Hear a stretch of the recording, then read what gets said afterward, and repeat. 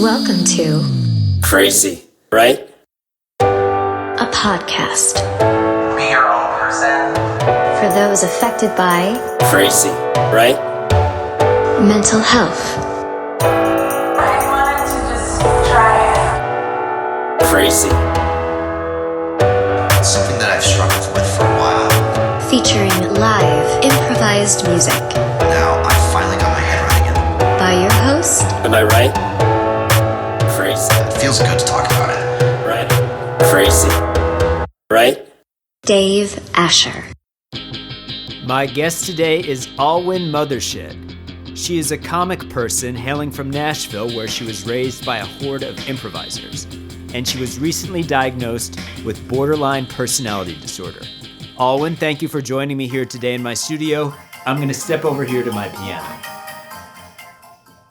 So, Alwyn, I'm going to think of the most innocuous question to start with here. Let's see if it'll bring me to tears, because I've been so unstable the last couple of days. What? Tell me about yesterday. What happened yesterday?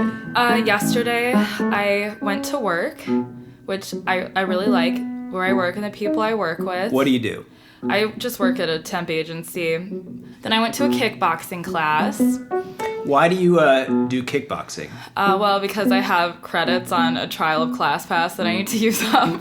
And this place is close to my apartment, and I've always wanted to try boxing specifically. Do you find that when you choose things to do in life, whether it's a job or whether it's a hobby, that these are things that you do as a result of something that you want to get out of them personally, or is it sort of a just whatever happens next, you just kind of go with it? I know there are things that I am interested in doing, but I don't really take steps to do them until things just kind of fall more into place. What was it? Where are you from? I'm from Nashville. Were you exposed much to the music scene there growing up? More of the theater and improv scene. What was your first experience with theater or improv? My first experience with theater was with my brother and sister, and that was at a very wonderful community theater we stayed at for several years, and I got very into community theater. And around that same time is when my mom joined an improv troupe, which shaped all of middle and high school for me. They would have shows 4 times a weekend, 2 Friday, 2 Saturday at the height of it. And I was there at every single one. My mom always took me to wherever they were hanging out afterwards at the show, like the restaurant. And I would just sit there quietly because I was really shy and just listen to them be funny and talk about their lives. And that was my favorite thing to do, was just listen to them and see their shows. I feel like I'm such a self-centered person, but I think when you are shyer growing up, you kind of really appreciate being able to sit and listen to other people. I don't know. And when were you diagnosed with borderline personality disorder? Almost exactly a year ago. I want to say a year ago, mid-May. And what was that process like? So I had started therapy at the very beginning of last year in January, end of December, because I suspected I had borderline, and I was so sick of putting my inability to handle any kind of emotions or conflict, or just I don't even want to say fresh off a breakup. I was 8 months off a breakup, but still feeling super intensely sad about it, and I felt so guilty putting it on my friends, and I was really worried that I would do something really manipulative to make my ex feel sorry enough to get back together with me, even though he was talking to me every single day. He just didn't want to see me. But so I found a therapist. At the end of our session, he said something about maybe we should there's more going on. It's not just you being a bad person. Would you be open to some kind of diagnosis? And I was like, yes, please. But at the same time, being confirmed having borderline was one of my biggest fears, because it's horrible people have borderline, like horrible people who hurt their friends and families, and that's something I'm scared of. So when I went home, I just Googled, is there any way how to be like a loving partner, good person with borderline, and every single thing I read just said, you can't, it'll never be equal, just run away. So I emailed my therapist and I said, we both know you're talking about borderline. Like, I feel like there's just no hope for me. Like, I feel like there's nothing good. And he's been nothing but, like, kind and really pushing me and helping me, like, hate myself less. So, I don't know, it was wild. But now I just am upfront with it because might as well get ahead of the story, so. When you say get ahead of the story, is there a sense that you're saying you're apologizing in advance for poor behavior? Yes. And no, but not mine, on like behalf of anyone who's been hurt by someone with borderline. Are you saying you have to apologize for other people's borderline personality disorder? I just feel like, I don't know, like I'm not saying it to like burden them with the knowledge. Like I try to be really lighthearted about it, but I do feel like everything everyone knows about borderline is like horrible, selfish, scary people who are overreactive and just frightening and cruel. And I try so hard to make all my cruelty just like go toward myself because it's cleaner that way. Like, I don't want to be the scary person people are telling stories about. And, but I feel like it's kind of an uphill battle just because of people's perceptions. And I guess I'm hoping that if I'm talking to people and they like my personality, if I just go ahead and say that I have borderline, they won't, like, I don't know, that if I can own it, it'll seem less scary in general. Like, I'm at least, like, putting someone they like space on it and someone who isn't hurting them yet, so, yeah. Can you relate to me the last person or a memorable person who you came out to about it, what that process was like, and how they responded? I remember one of my close friends, we were becoming good friends through work right as I was diagnosed. I remember like our second time hanging out outside of work, I was like breaking down about it in a car with her, and she could empathize with a lot of the symptoms, but she isn't borderline, but she has like a lot of the same like insecure, like more paranoid. I hate to say it in that way because it sounds so negative, but just like certain tendencies of hers are similar, just not as extreme as mine, so she could relate, and that was really comforting. And my friends have been great about it for the most part, so yeah. And I felt bad telling my parents because I didn't want them to think it was their fault. When did you tell your parents about it? Like immediately. What was their reaction? I want to say my mom was a little more skeptical. See, so many symptoms of borderline are so rooted in romantic relationships, at least they are with me. And I've always kept that extremely private and secret from my family. So I think my mom wasn't sure. She just didn't see how most of the symptoms manifested in me. Like, I was absolutely a terror growing up, like always so angry. People had to tiptoe around me. And my sister was like, I bet you're bipolar so much growing up. But she was close, but it's borderline. And but I know my parents, like, I know my mom felt really bad because like borderline's mostly heritable, and I had a fine childhood for the most part, but it's, as a parent, I know it's hard to see your kid like in that much pain since an early age and not feel like you are the one that messed them up. You mentioned that a lot of the presentation of your borderline, of your BPD, comes out in romantic relationships. Yeah.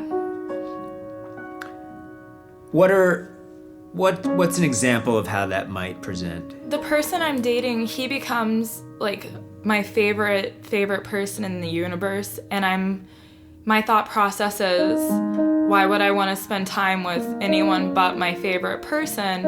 And I don't act on that because I don't want to, scare him off. I basically just feel too intensely too soon, and my interactions with them on a day-to-day basis completely dictate my mood for that day or that week, or all I can really think about. And I almost, they like me because of the personality they meet me having, but the more worried, the more I like them and the more scared I am that they're gonna leave me, because people always, that's just part of relationships, but the more I almost mirror them and try to become the person I think they want. So I don't know, I think it's hard to really pinpoint the difference between having just anxiety and having borderline, or just being a more sensitive, insecure person in relationships. But like most things, borderline, its rational emotions felt extremely irrationally and overblown and just out of control. I had a friend once who, and I think they were directing this at me to some extent, my diagnosis is bipolar, who said that for some people, they think that the volume of life is just cranked up higher than for others. That's definitely true. So, would you say you just tend to feel things in your guess, your estimation, just everything is just more extreme, more intense, the highs are higher, the lows are lower? That's absolutely true. And it's been that way ever since I was a small child. The first stories I hear about myself are being angrier than every other baby at the hospital and crying for 90 minutes after the rest of them because I was mad, The emotions never really calmed down from there, I was never able to regulate them. My family always knew I was highly, highly sensitive. My parents always laugh about how controlled my tantrums could be.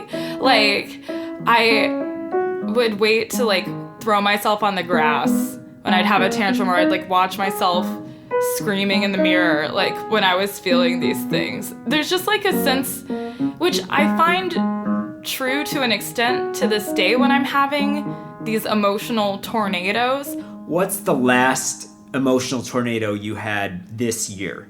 Probably Sunday night when some guy I dated last year who dumped me, who I can't get over because that's a borderline thing, and also because I'm a weak person. But I don't know, I accidentally looked at his Instagram story and there was a girl on it. I have no idea if they're even dating, but it just completely rattled me, and that made me think about how pathetic I am for not being able to move on from a guy I really like unless a new one steps in its place, I just can't do it on my own.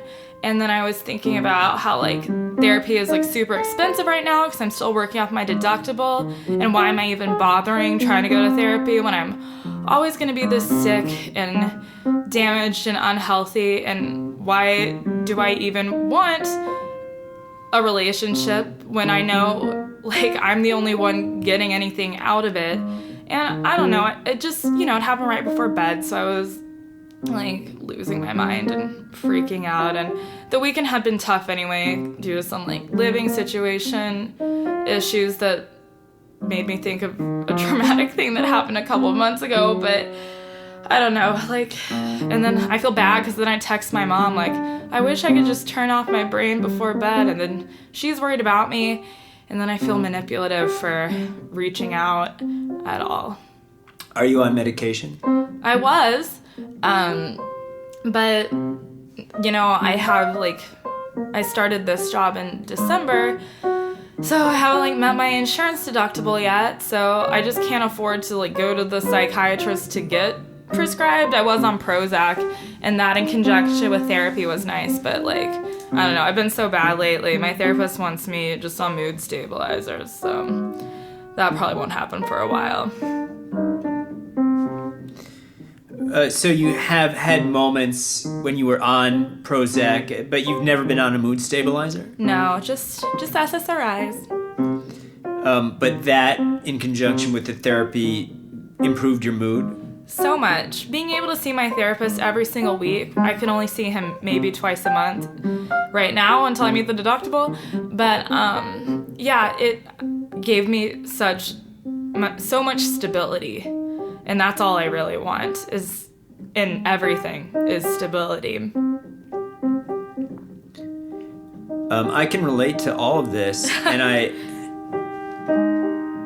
I think it's obviously so unfortunate that your insurance situation is standing in the way of you getting medication that has helped you in the past. I also hear you say so many negative things about yourself, and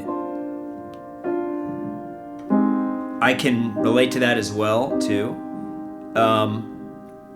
I guess that some people might call that negative self-talk or something. Yeah.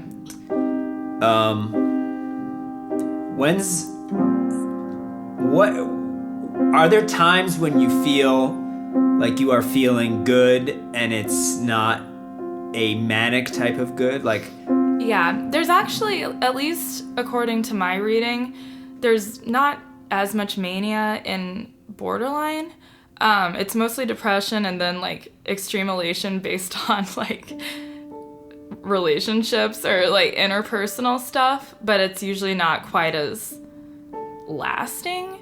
But yes, when I was, during November and December and January, I was really happy and not feeling like I needed a guy or I needed less attention, and I was my friends were making me really happy. I notice when I feel really empty, I get more frustrated with my friends, and it's my fault because I'm expecting them to fill the void that I don't want to fill in my own heart and self. But yeah, I just remember just feeling so normal. It didn't feel like an emotion was about to knock me over like a tidal wave at the slightest trigger, It was great. I highly recommend feeling healthy.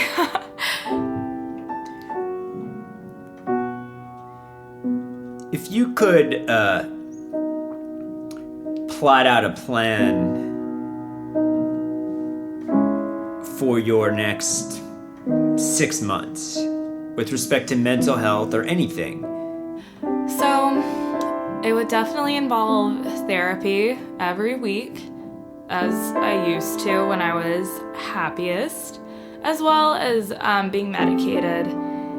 I actually do this youth mentorship program, so I'd like to find really cool things for me and my mentee, she's 9 years old, to do together, especially since summer's coming up, so there's a lot more possibilities there, and really just make her feel special. I want to be able to go see her track meets, even though it's pretty far away, and, just kind of become more of a fixture in her life. I'd also like to go to more things, more music, more comedy, more shows, and I'd also like to travel to where I went to college, to Nashville, to see friends who I feel like I've neglected by isolating myself, and just, I don't know, just make my world a little bigger again. Right. Yeah, those are the main things. I'm pretty simple with my desires. And then hopefully not feel like I have to find a tall, beautiful man with great eyebrows. Mm-hmm. Well, I look forward to seeing you on stage again, and again, thank you for joining me here today. Thank you, Dave.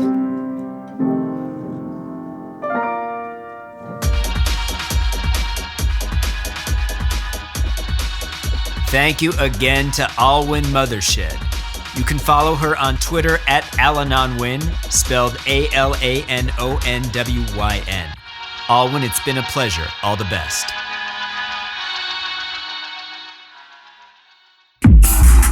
That wraps up this episode of Crazy Right with Dave Asher. Thank you so much for listening. If you enjoyed this episode, please consider writing a review or rating this podcast. And of course, we would love it if you subscribe. I'm Dave Asher, and I'm glad to be here.